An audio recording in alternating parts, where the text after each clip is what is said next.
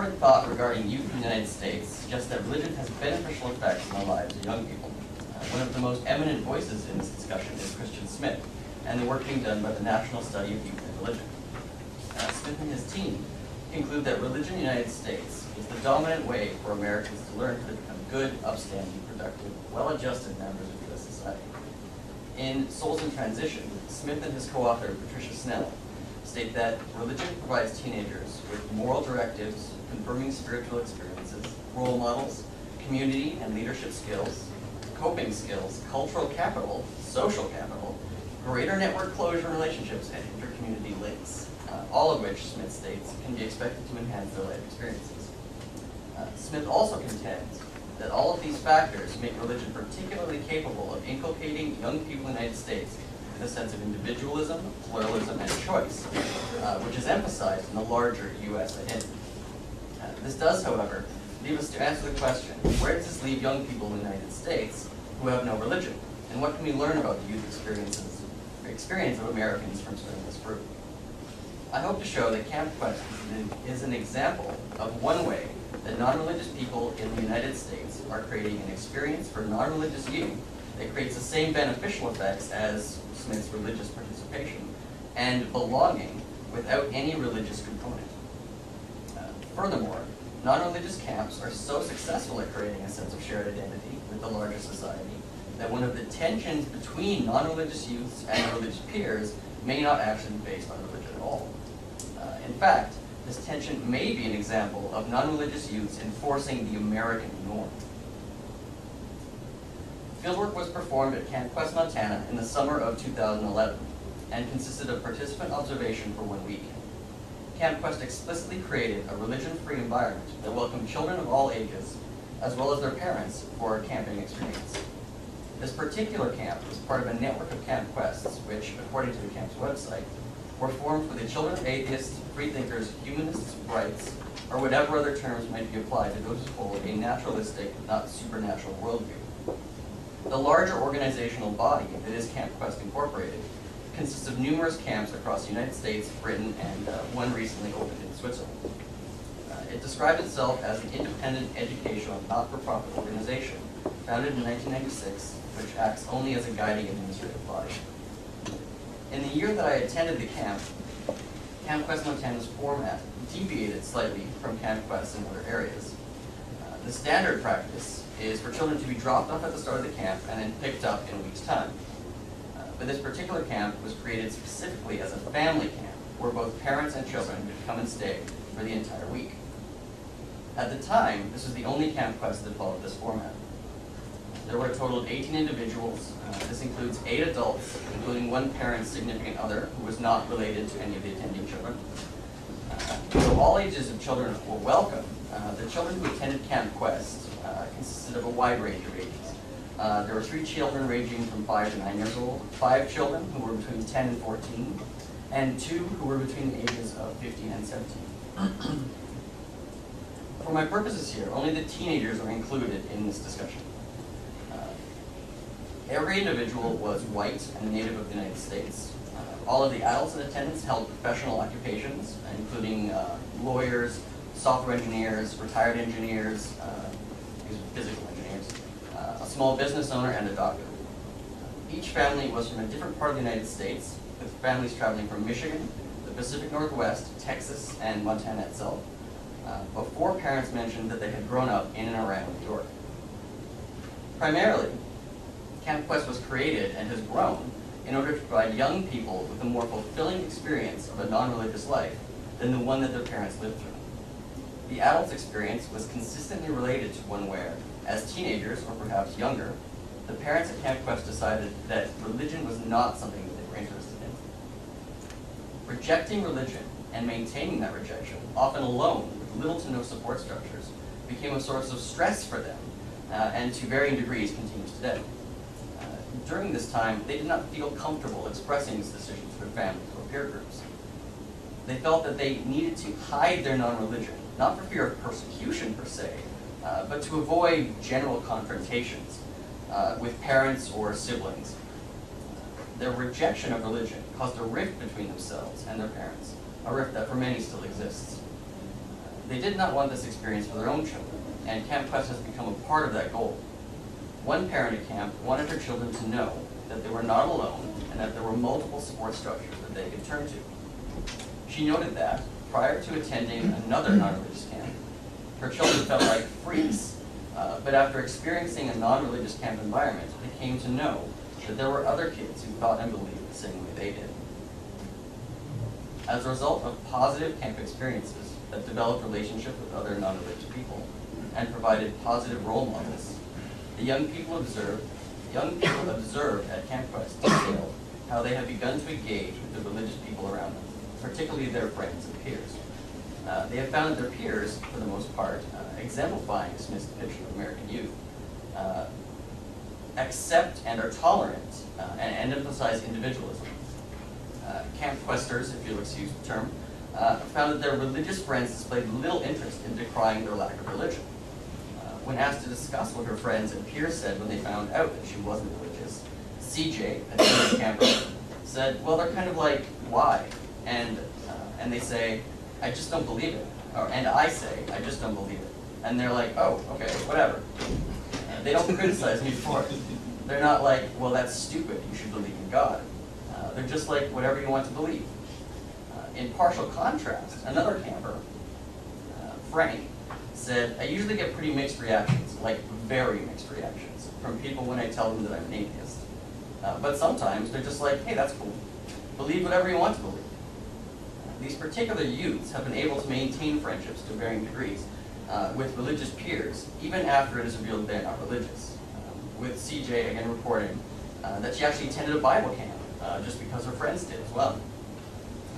However, she did appreciate the normalcy, that's her word, of the Camp Quest environment where she could just hang out and joke around with more atheists. Another way that these young people are engaging with religious youths is that they are also not combative to them or hostile to religious people or the beliefs. Brian said that he was not encouraging his friends to become non-religious, proselytizing his non-religion, but instead was trying to be communicative about his own understanding of the world, a world that wasn't informed by religion, and leaving it at that. He stated, I'm not like, all my friends have to be atheists. Why do you believe this? This is stupid, referring to their religion. Another interaction was relayed to me where the Camp Questers identify themselves as atheists or agnostic, which, at least with other young people, will begin a discussion about what that actually entails.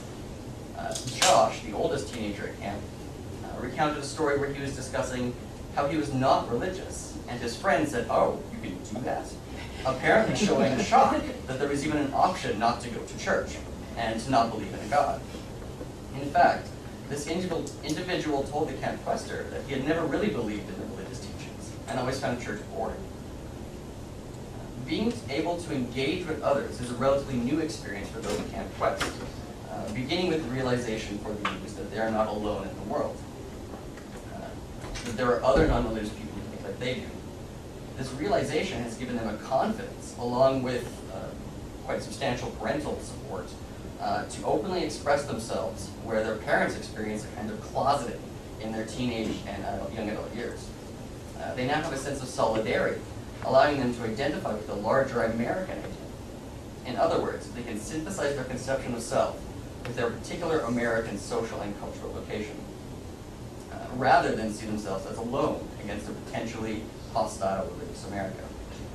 This newfound engagement with their peers was not without its disputes. There was one notable area where the young people at Camp Quest challenged the religion of their peers, and this was in cases where other religious young people acted in ways that did not comply with what the Camp Questers thought constituted a proper way to behave. For the most part, the study of non-religious youth corroborates Smith's analysis. These young people show a remarkable tolerance of religion and have no general or inherent hostility towards religion or religious individuals. They have come to imagine, borrowing a term from Benedict Anderson, the United States as a country where all people should be, and mostly are, where all people should and mostly achieve a prioritization of individualism, acceptance, and tolerance, particularly the freedom to make life decisions for oneself. This concurs completely with Smith's evaluation of the American norm. The area where Camp Questers report a breakdown of this tolerance of others, oddly enough, is where they see religious Americans being intolerant. Whenever the youth at camp discussed negative interactions with religious Americans, it was when those Americans were showing intolerance towards members of the LGBT community. It is an area where they see it is an area where they see the shared liberalism of the United States, consisting of a predisposition towards individualism and pluralism, being contradicted. Recounting an incident in science class where the issue of AIDS came up, Frank heard a classmate say, "I don't want there to be a cure for AIDS." And when this same person was asked by a friend, "Why not?" Frank heard the person say, "Oh, it's God's plague on the gays." Frank then said that this was sometimes very difficult to deal with. Sometimes someone says something and I just want to leap across the room and say, "How can you be so cruel and ignorant?" He continued saying that he said, "Are you kidding me? What happens when straight people get it? What happens then? What happens when babies are born?" In another account, Josh described where a friend of his who is gay was being pressured by his parents about his homosexuality, to the point where the parents had a pastor come and had long talks with Josh's friend. Josh talked about how this was having a profoundly negative experience on his friend, with Josh saying that his friend feels that because of his parents' reaction, his sexuality must be hidden, to which Josh reacted by saying, "When I hear stuff like this, it frustrates me, it makes me mad." This is an example of a tension between religious youths and non-religious youths at Camp Quest, and it appears when intolerant statements place a person in conflict with the normative identity of the communal culture. Placing people below consideration or denying any group membership in the tolerant milieu of the United States breaks the illusion of uniformity with the normalized identity. They understand much of the intolerance to be religiously motivated, so their negative reaction to the intolerance involves a critique of religion and is perceived as an act of resistance. However, encounters like these, though appearing to be a critique of religion, may in fact be non-religious youths exerting normative pressure on their religious peers, in this case a pressure to conform to normative acceptance.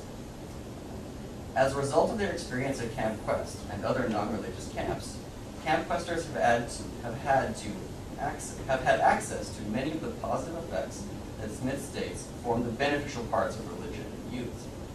This has resulted in them internalizing the normative American identity found throughout Smith's work. The reaction of non-religious youths to intolerance is in fact part of a struggle to determine the legitimacy of an American identity that is thought to be threatened by such sentiments against the LGBT community. From this analysis, we can start to ask, is it the religious aspect of religion that makes it so good at instilling youths with the dominant American identity that emphasizes individualism and pluralism, as Smith contends? Or is it the fact that religion creates a sense of group identity, and this identity is quite compatible with the American norm? We see from the accounts of this small group of non-religious youths that having a strong sense of self that reflects the identity of a group has led these non-religious youths to challenge religious people, not for their religion, but for the religious motivation for diverting from the norm. When we look at how these non-religious youths are interacting with their religious peers, particularly where those interactions create tension, we see that they're acting in a way that can be easily reconciled with what Smith claims are these standards of what it means to be a good American. But these particular youths have managed this without high levels of religious practice, in fact with no religious practice whatsoever. This points to the possibility of a deficiency in Smith's theories regarding religion's effect on young people. It may be beneficial, in fact, to study religion's effect on youth simply as one type of formative experience among many, rather than view religion as having a practical monopoly or some kind of special essence in the creation of positive life experiences. This presentation only speaks to the experience of a very small group of non-religious youths, and in no way cripples Smith's analysis or conclusions. But even these limited accounts point to areas of further research into the intersections of youth, religion, and identity in the United States, one where the process involved in socialization, religious or otherwise, and these effects on identity should be at the